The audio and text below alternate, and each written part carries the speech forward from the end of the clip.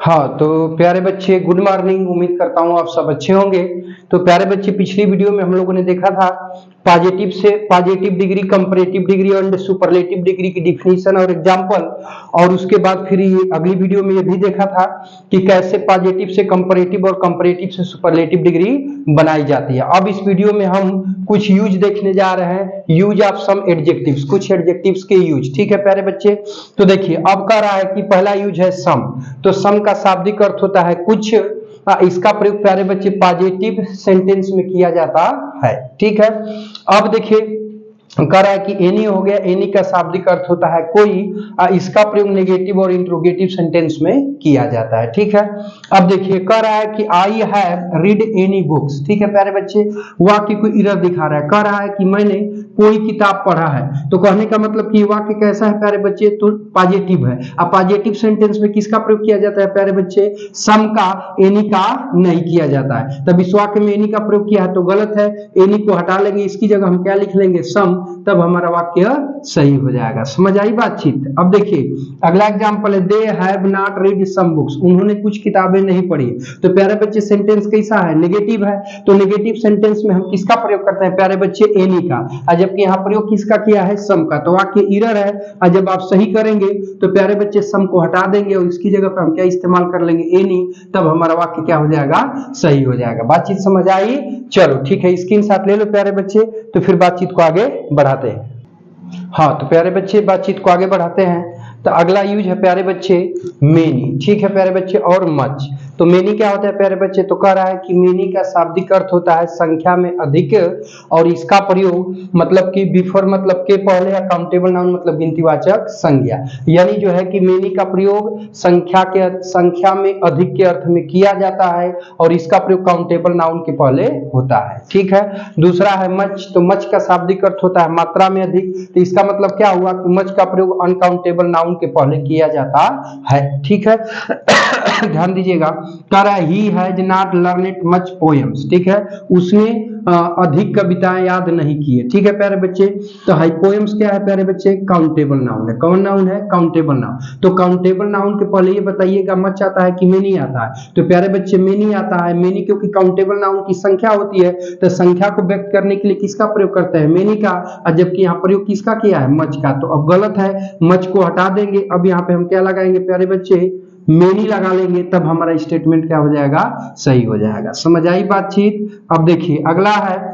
Your cow gives many milk, तुम्हारी गाय अधिक दूध देती है। तो हाई दूध कौन सा नाउन है प्यारे बच्चे, तो ये आपका अनकाउंटेबल नाउन है। कौन नाउन है, अनकाउंटेबल नाउन है। और जब अनकाउंटेबल नाउन है तो इस दशा में इसके पहले प्यारे बच्चे किसका प्रयोग होना चाहिए, तो मच का इस्तेमाल होना चाहिए। अब यह इस्तेमाल किसका किया है, मेनी का। तो वाक्य गलत है, क्यों, क्योंकि अनकाउंटेबल नाउन है, और अनकाउंटेबल नाउन की मात्रा होती है, संख्या नहीं होती है, इसलिए मेनी को हटा देंगे।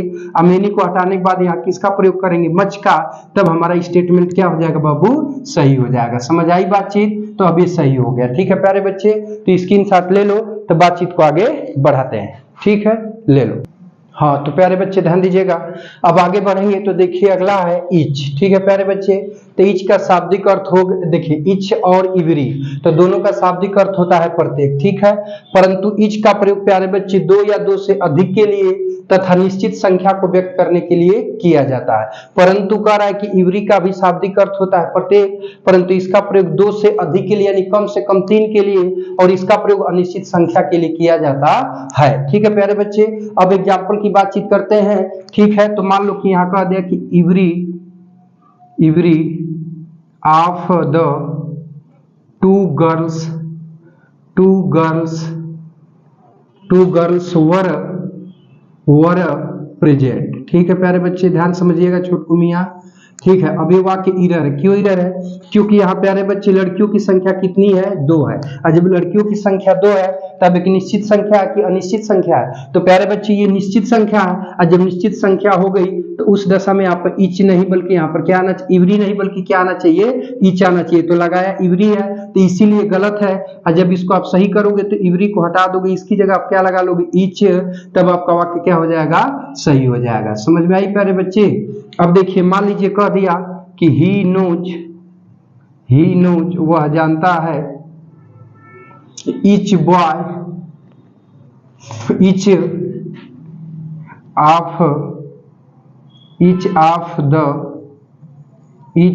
देखो ऐसे कर लेते हैं, he knows each boy of the class, वह कक्षा के प्रत्येक लड़के को जानता है। ठीक है, तो प्यारे बच्चे बताना क्या लड़कों की संख्या कितनी है, निश्चित हो पा रहा है, नहीं हो पा रहा है, लेकिन एक चीज निश्चित है कि संख्या कम से कम कितनी होगी, 3 होगी। ठीक है, अब क्यों, क्योंकि बाबू ईच लगाया है तो गलत दिखा रहा है, तो इसका मतलब कि संख्या अनिश्चित है, क्योंकि लड़कों की संख्या तो निश्चित है नहीं, कह रहा है कि वह कक्षा के प्रत्येक लड़के को जानता है, तो यहाँ लड़कों की संख्या निश्चित नहीं है। जब निश्चित नहीं तो उस दशा में यहाँ पर क्या आना चाहिए प्यारे बच्चे, तो इवरी आना चाहिए। प्रयोग किसका किया है, इच का, तो गलत है। जब यहाँ पे आप इवरी कर दोगे प्यारे बच्चे, तब आपका स्टेटमेंट क्या हो जाएगा, सही हो जाएगा। बातचीत समझ आई, तो अब ये सही हो गया। ठीक है प्यारे बच्चे, चलो जल्दी से स्क्रीनशॉट ले लो, तो फिर बातचीत को आगे बढ़ाते हैं। ठीक है, ले ली स्क्रीनशॉट, चलो आगे देखो, मिटाते हैं।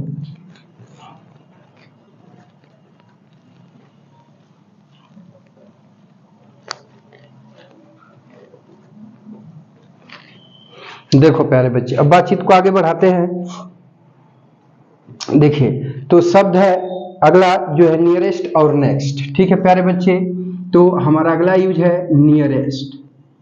ठीक है, नियरेस्ट। ठीक है, नियरेस्ट के बाद अगला वर्ड है नेक्स्ट। ठीक है, ध्यान दीजिएगा। तो प्यारे बच्चे, नियरेस्ट का शाब्दिक अर्थ होता है सबसे नजदीक, सबसे नजदीक। ठीक है, सबसे नजदीक, ठीक ना, ध्यान दीजिएगा, सबसे नजदीक। ठीक, और ये जो नेक्स्ट है प्यारे बच्चे, इसका होता है अगला। क्या होता है, अगला। ठीक है, ध्यान दीजिएगा, इसका अर्थ होता है अगला।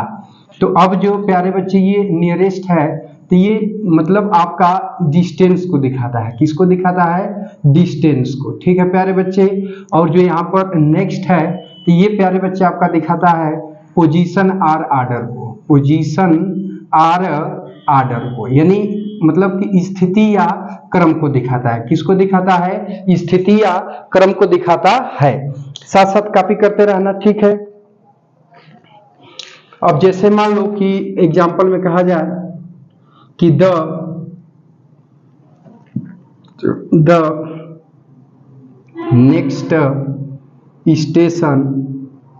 नेक्स्ट स्टेशन फ्रॉम जंगीपुर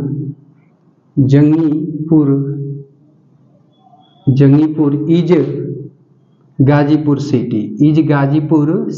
ठीक है, ध्यान दीजिएगा। तो अब ये वाक्य एरर है, क्यों, कह रहा है कि नेक्स्ट स्टेशन फ्रॉम जंगीपुर से अगला स्टेशन इज गाजीपुर है। इसका मतलब क्या है, जो जंगीपुर है, देखिए हाई जो जंगीपुर है और ये जो गाजीपुर है, तो इसके बीच में कब स्टेशन है, एक ही सिर्फ है, वो भी यहाँ किसको शो कर रहा है, दूरी को। तो जब दूरी को व्यक्त कर रहा है, तो प्यारे बच्चे यहाँ प्रयोग किसका होना चाहिए, नियरेस्ट का। अब प्रयोग किसका किया है, नेक्स्ट का। तो अब गलत है, जब नेक्स्ट को हटा दोगे, इसकी जगह क्या लिख लोगे, नियरेस्ट, तब जाके आपका स्टेटमेंट सही हो जाएगा। समझ में आई बात, चलो इसको भी नोट करते रहो, तो फिर बातचीत को आगे बढ़ाते हैं। नोट हो गया, देखो अगला एग्जाम्पल कह दिया जाए,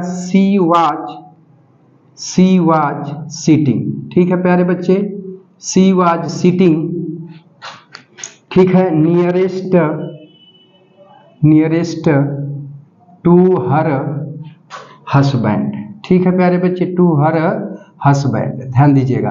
अब ये वाक्य में क्या दिखा रहा है, ईरर। तो इसका मतलब क्या हुआ प्यारे बच्चे कि वह जैसे बैठने की बात कर दिया, तो हमेशा बैठने की बात करेगा तो पोजीशन या क्रम की बात करेगा ना, तो पोजीशन या क्रम को दर्शाने के लिए नियरेस्ट का प्रयोग नहीं करते हैं, क्योंकि ये दूरी को बताता है। और जबकि बैठने की बात करेंगे तो क्रम या पोजीशन की बात आएगी ना, तो क्रम या पोजीशन को दर्शाने के लिए किसका प्रयोग करते हैं, नेक्स्ट का। और जबकि प्रयोग किसका किया है, नियरेस्ट का। तो अब ये गलत है, नियरेस्ट को हटा देंगे और इसकी जगह पे हम किसका प्रयोग कर लेंगे, नेक्स्ट का, तब हमारा वाक्य क्या हो जाएगा, सही हो जाएगा। ठीक है प्यारे बच्चे, चलो फटाक से नोट कर लो, तो फिर आगे बढ़ते हैं। ठीक है, हो गया प्यारे बच्चे, चलो ध्यान से समझो।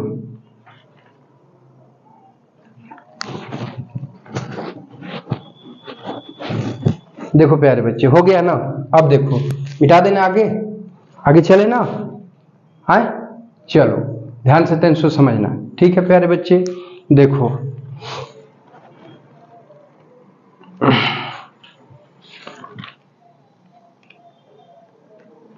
हो गया बाबू? हाँ, चलिए ध्यान दीजिएगा। नियरेस्ट नेक्स्ट हो गया। अब थोड़ा सा देख लेते हैं, ठीक है, फर्स्ट और फॉरमोस्ट को। ठीक है प्यारे बच्चे, ठीक है, चलिए ये नोट हो गया ना बाबू?